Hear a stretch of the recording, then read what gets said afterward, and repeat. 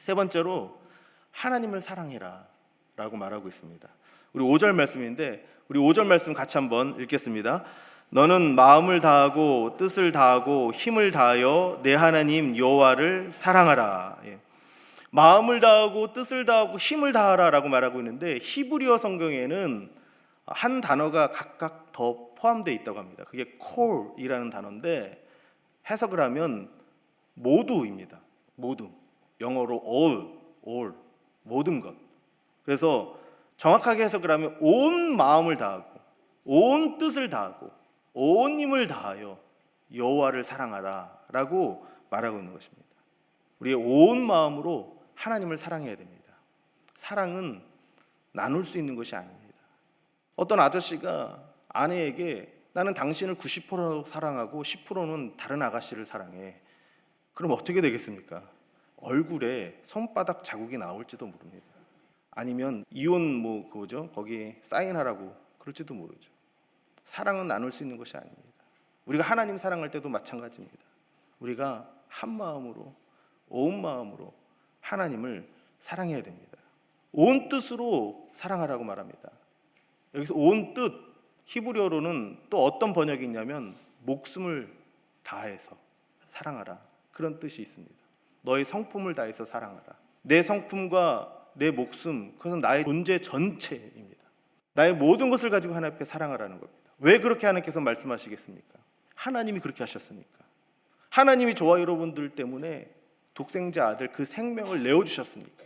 그렇게 우리를 사랑했기 때문에 우리도 그렇게 하나님 앞에 사랑해야 된다는 것입니다. 온 힘을 다하여, 저는 이것을 젖먹던 힘까지 다하여 이렇게 번역을 하고 싶어요. 한국말에 아주 딱 맞지 않습니까? 온 힘을 다해서 하나님을 사랑해야 됩니다.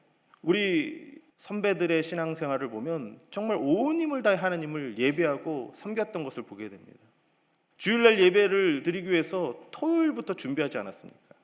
토요일날 TV도 못 보게 하고 토요일날 목욕 제기하고 주일을 지킬 수 있도록 준비했던 그 세대들이 있었습니다.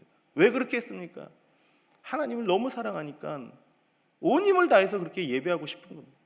토요일이 되면 돈도 다리미로 열심히 다려가지고 최고로 멋있게 해가지고 하나님 앞에 드리고 그러지 않았습니까?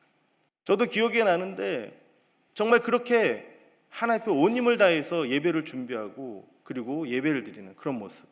지금은 많이 희미해지고 약해졌는데 어떻게 보면 그것이 자유로운 것이다라고 말할 수도 있지만 다른 한편으로 생각하면 우리가 하나님 사랑하는 걸 너무 지금 많이 잃어버리고 있는 것이 아닌가. 우리 자신을 돌아보게 되는 것입니다.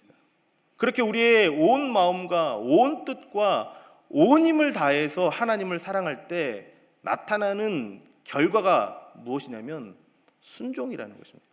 하나님 앞에 온전하게 순종하는 것입니다. 그래서 순종이라는 것은 그냥 하나님이 명령하셨기 때문에 말씀하셨기 때문에 하는 것이 아니라는 겁니다. 내가 의지적으로 결단하기 때문에 순종하는 것이 아니라 하나님을 사랑하기 때문에 하는 것이 진정한 순종이라는 것입니다. 만약에 하나님의 사랑이 빠져버린다면 우리는 종교적인 순종이요 형식적인 순종입니다. 종교적이고 형식적인 순종은 하나님을 오히려 초라하게 만듭니다. 예수님 시대의 바리새인과 서기관들이 그러지 않았습니까? 최고의 것을 하나님 앞에 드린 것처럼 보이지만, 최고로 경건하게 하나님 앞에 예배한 것처럼 보이지만 사실은 하나님을 더 초라하게 만듭니다. 저와 여러분들이 정말 하나님을 사랑하는 마음으로 두 랩돈을 드릴지라도 그것을 통해서 하나님의 이름이 높아지는 것이고 하나님의 영광이 나타나는 것인 줄로 믿습니다. 그래서 우리는 온 마음과 온 뜻과 온 힘을 다해 하나님을 사랑해야 되는 것입니다. 이스라엘 백성들이 가나안 땅에서 이 신앙을 잃어버리고 우상도 섬기고 자기 마음대로 신앙생활을 하다가 결국 어떻게 됩니까? 바벨론의 포로로 끌려가게 됩니다. 바벨론 포로로 평생을 아무런 소망도 없이 살아야 되는 고통스러운 시간들을 지나왔습니다. 그리고 70년이 시간이 지나고 하나님께서 약속하신 대로 이스라엘 백성들을 다시 예루살렘으로 인도하고 그곳에서 성전을 짓고 성벽을 짓고 완성을 했습니다. 그리고 느헤미야서를 보니까 그렇게 돌아온 이스라엘 백성들이 에스라 앞에 서서 에스라가 이 하나님의 율법책을 다시 펴니다. 그때 온 이스라엘들이 자리에서 일어납니다. 그리고 에스라가 이 율법책을 읽기 시작할 때 그들이 귀를 쫑긋하고 들었다라고 성경은 말합니다. 하나님의 말씀이 무엇인가? 귀를 열고 들었습니다. 쉐마가 일어난 겁니다. 고난을 경험하고 나니까 이제 하나님의 말씀을 듣기 시작하는 것입니다. 그리고 이 하나님의 율법 말씀을 에스라가 풀어주니까 그때 엉엉 눈물을 흘렸더라라고 기록을 하고 있습니다. 그들이 왜 울었겠습니까? 그들은 우리가 왜 바벨론 포로로 잡혔는지를 그때 깨달은 거예요.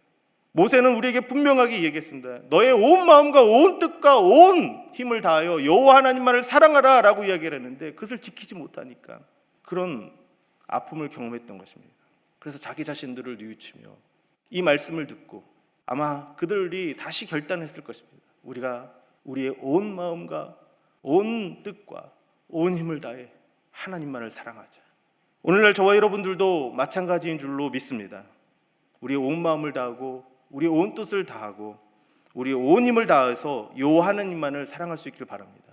매주일 말씀을 듣는데 그 말씀을 듣고 집에 돌아가서 그냥 오늘 예배 드렸구나 하고 끝나는 것이 아니라 정말 하나님을 사랑하는 마음으로 다시 한번 돌이켜 볼 때 그 말씀이 들려질 것이고 그 말씀 속에서 유일하신 여호와 하나님을 만나게 될 것이고 그 하나님을 사랑하며 순종하는 자가 될 줄로 믿습니다.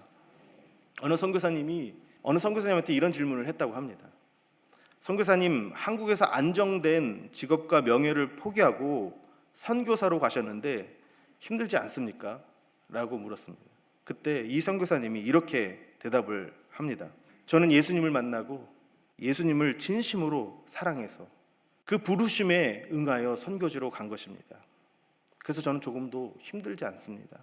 오히려 한국에서 편안하게 의사로 생활할 때보다 지금이 더 행복합니다 라고 말을 하는 겁니다. 여러분, 선교사로 나가는 그 헌신, 우리가 볼 때는 힘들 수도 있다고 생각할 수 있지만 이분은 힘든 게 아닌 거예요. 왜냐하면 하나님을 사랑하니까, 그 사랑하는 마음으로 하니까 선교지에서 좀 불편한 거 힘든 거 아무 문제가 되지 않는다라는 겁니다. 우리도 마찬가지입니다. 우리도 교회에서 예배드리고 헌신하고 봉사할 때 하나님 사랑하는 마음 없이 하면 반드시 시험에 듭니다. 나중에 반드시 불평하게 됩니다. 나중에 반드시 본전 생각하게 되는 것입니다. 근데 여러분, 정말 하나님 사랑하는 마음으로 한다고 한다면 뭐가 불평할 것이 있겠습니까? 뭐가 억울한 것이 있겠습니까?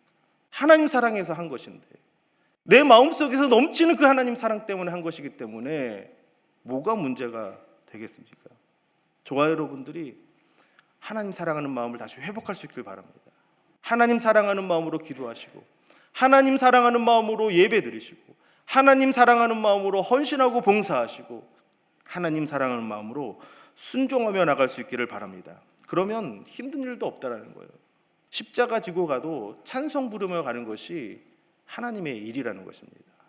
저와 여러분들이 그렇게 쉐마의 신앙을 회복해서 하나님의 말씀을 듣고 순종할 수 있기를 바라고, 유일하신 하나님 여호와만을 예배하고 섬기는 사람이 될 수 있기를 바라고, 하나님을 사랑함으로 진정한 순종으로 나가는 저와 여러분들이 될 수 있기를 주님의 이름으로 축복합니다.